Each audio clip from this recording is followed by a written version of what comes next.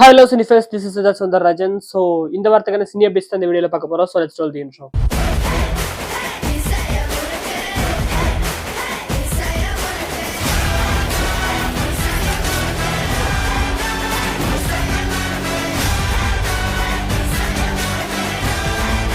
முதல்ல தமிழ் சினிமா அப்டேட்ஸை பார்த்துருவோம். RKXKH கமல்ஹாசன் ரஜினிகாந்த் நடிக்கிற இந்த படத்தை வந்துட்டு இப்போதைக்கு நெல்சன் டைரக்ட் பண்றதா இருக்கு. ஆல்ரெடி இந்த படத்துல வந்துட்டு நிறைய டைரக்டர்ஸ் மாறி தான் இப்போதைக்கு நெல்சன் வந்திருக்காரு. பட் இப்ப இந்த படமே டிராப் அவுட் ஆக போறதா வந்துட்டு ஒரு ரூமருங்கிறது ஓடிக்கிட்டு இருக்கு. பட் இது எந்த அளவுக்கு கன்ஃபார்ம்ங்கிறது தெரியல. நம்ம கூடி சீக்கிரம் வந்துட்டு ஏதோ ஒரு அப்டேட் அஃபிஷியலா வந்தாதான் தெரியும். பட் இந்த படம் டிராப் ஆக போகுதுங்கிற மாதிரி சொல்லிட்டு இருக்காங்க நிறைய இடத்துல. அதனால தான் இந்த வீடியோல சொல்றேன்.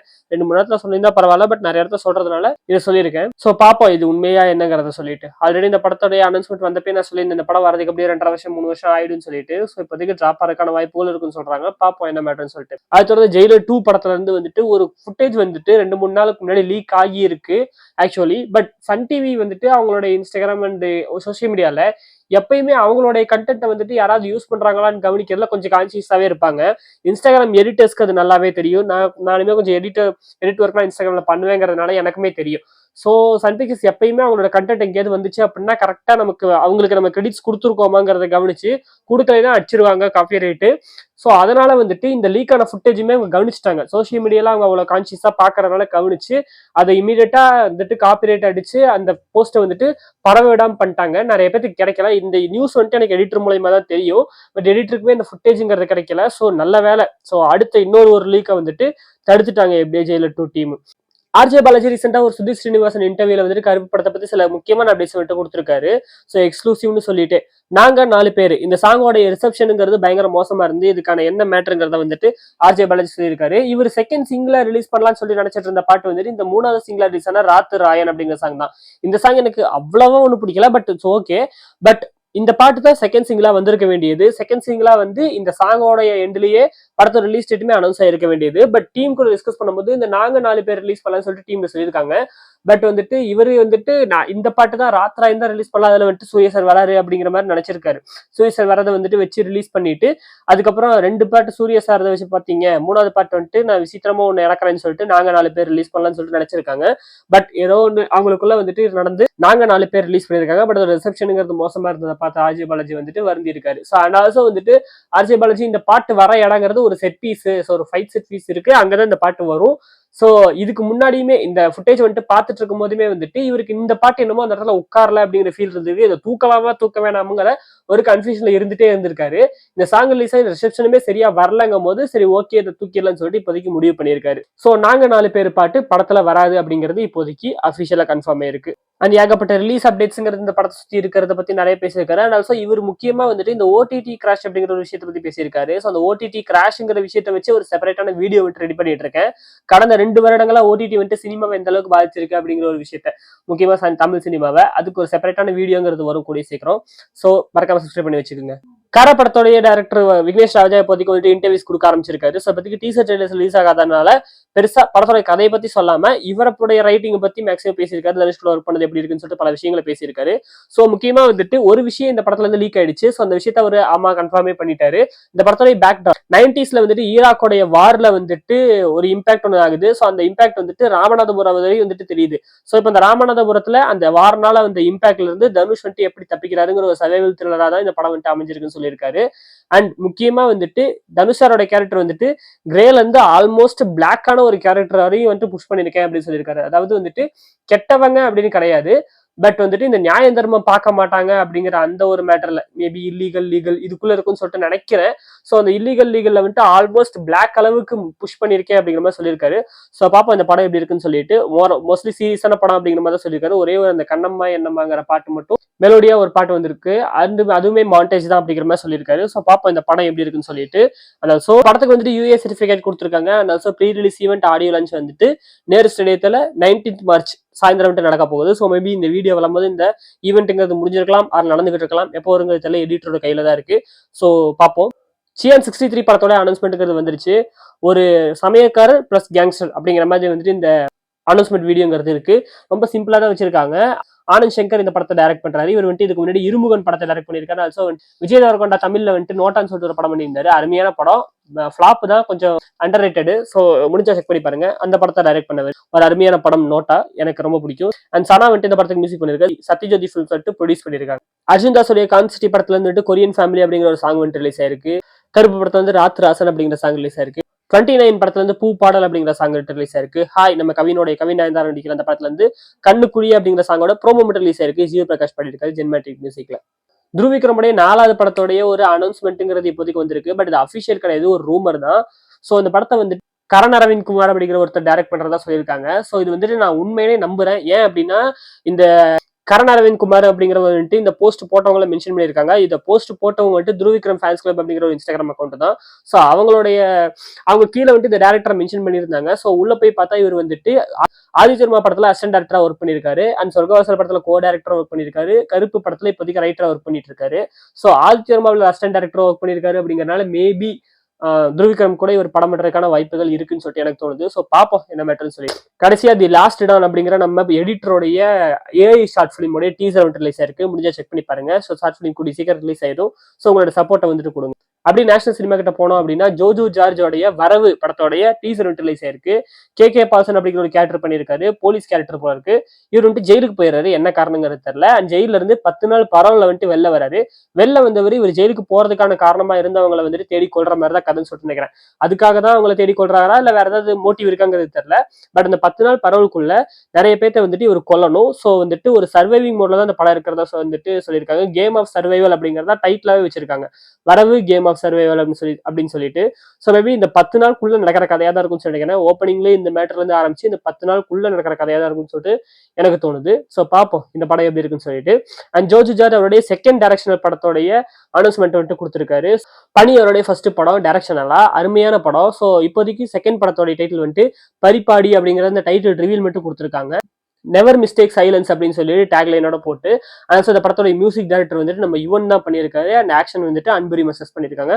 பார்ப்போம் செகண்ட் படம் டைரக்ஷனலா எப்படி இருக்குன்னு சொல்லி. வாழை 2 சக்சஸ்ஃபுல்லா தியேட்டர்ஸ்ல ரன் ஆயிட்டு இருக்கு. 200 கோடி தாண்டி போய்கிட்டு இருக்கிற சமயத்துல வந்துட்டு வாழை 3க்கான அனௌன்ஸ்மெண்ட்டை இப்போதைக்கு ரிலீஸ் பண்ணிருக்காங்க. ஸோ வாழை 1 வந்துட்டு biopic of billion boys, so பசங்களுடைய கதை அப்படிங்கிற மாதிரி இருந்துச்சு. வாழை 2 பயோபிக் ஆஃப் பில்லியன் ப்ரோஸ், அதாவது அண்ணன் தம்பிங்க அண்ணன் தங்கச்சிங்கிற மாதிரி இந்த கதையை ஃபோக்கஸ் பண்ணி இருந்துச்சு. இப்போதைக்கு வந்துட்டு வாழை 3 பயோபிக் ஆஃப் பில்லியன் கேர்ள்ஸ்ன்னு சொல்லிட்டு வச்சிருக்காங்க. முழுக்கவே இது வந்துட்டு பெண்களுடைய கதையா இருக்க போகுது. ஸோ பாப்போம் இந்த படம் என்ன மாதிரி இருக்குன்னு சொல்லிட்டு. அண்ட் ஆல்சோ வந்துட்டு இப்ப ஹாலிவுட் எடுத்துக்கிட்டோம் அப்படின்னா அது ப்ரொடியூசர் ட்ரிவன் இண்டஸ்ட்ரி. மார்வல் டிசின்னு சொல்லிட்டு ப்ரொடக்ஷன் ஹவுஸ் தான் இந்த வந்துட்டு மொத்தமா ட்ரிவ் பண்ணுவாங்க. அந்த ஒரு பேரு தான் பிராண்டா இருக்கும். மார்வல் படம் டிசி படம் அப்படிங்கிற மாதிரி. நம்ம ஊர்ல பார்த்தா வந்துட்டு hero driven industry. So Vijay படம் அஜித் படம் சொல்லிட்டு அந்த ஹீரோடைய பேரை தான் சொல்லி இது பண்ணிக்கிட்டு இருப்போம்.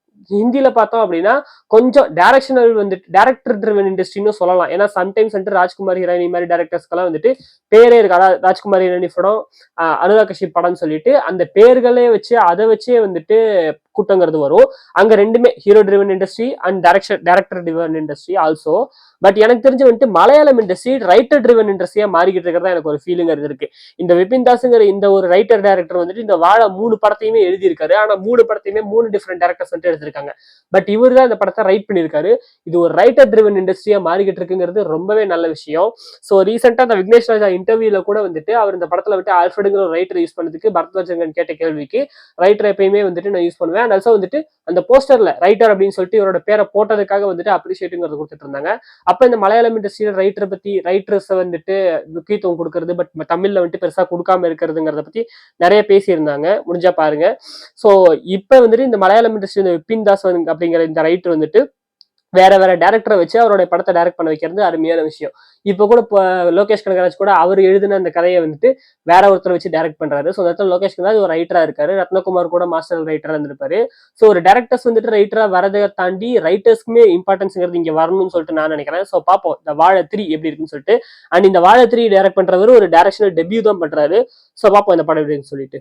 ஹாய் நானா படத்தோட டைரக்டர் ஷௌரவ் யூ அவருடைய அடுத்த படத்துக்கான அனௌன்ஸ்மெண்ட் கொடுத்திருக்காரு. விஜய் தேவரகொண்டாவோட சேர்ந்து ஒரு அன்டைட்டில்டு ப்ராஜெக்ட். படத்தோட நேம் வந்துட்டு என்ன சொல்லல.